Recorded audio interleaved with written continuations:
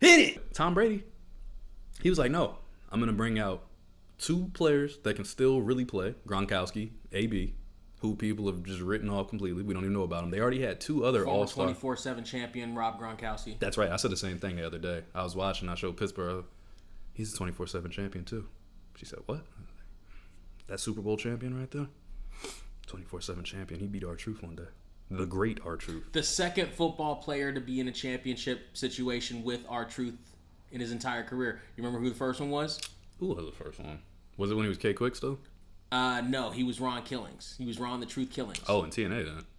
Or was it? What was it? The other one about? Adam Pac-Man Jones. Oh yeah, Pac-Man came for a little bit. I forgot about Pac-Man. When Pac-Man was suspended from the league, that's right. He did the Mike Tyson thing, and couldn't get physical because he was still under contract with the team. Mm-hmm. So they had him on the apron the entire time, not doing shit. That's right. Somebody would bring a football into the ring and he'd throw it at somebody, and that would be the thing. And Ron Killings would pin somebody, and they were tag team champions together for a minute. I forgot all about that. For a cool minute, too. Yeah, I forgot about that. For a cool minute. Because he was on the marquee almost every week for that shit. Because they were a really small team, and they were like, hey, we got the news flashy celebrity of the moment right now. It worked, too, for a little bit. It did. Because I didn't even realize that was happening. Now that you say it, I'm like, oh, yeah, you're right. He never did do anything. Adam Pac-Man Jones. He never touched anybody. Yeah, it's true. He couldn't touch anybody. Because they brought him in first, and then the NFL was like, you can't.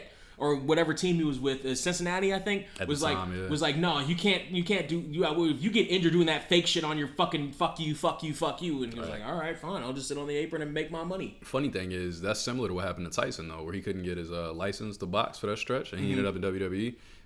Except for he was like, nah, I'm touching whoever the fuck I want. Like, he didn't hit nobody for real, but they had a couple of spots with him. He never took any offense, you know what I mean? So it was just him dishing it. So that kind of helps explain how they did all the teasing shit that they did. So that when they did... Because he was suspended at that time. Because they did the Austin pull-apart. Right. Where Austin didn't touch him. Yeah. Did he get push him? Austin flipped him off. Oh, yeah, that's right. And Tyson pushed him. And then pushed Austin him, goes and then at the him. whole thing broke up. True. And then the punch with Sean later. That never happened. Sean just grabbed him. I'm gonna and pulled laid his shirt down. Yeah. And then he lays him. So all offense at for WrestleMania at the very end. Right. Boom. But he never touched him. It was just, he swings, Tyson ducks it, bam, instantaneous. So yeah, I mean it was very similar contract. By the way, all that time off. That worked punch was still quick as fuck. Oh my god, it was terrifying. That shit was still quick as fuck. By the way, all that time off, did you watch him versus Roy Jones? It was like Sean was standing 1 second, and the next second he was flat on his fucking back. How did we even get here? 'Cause I swear I don't recognize shit here.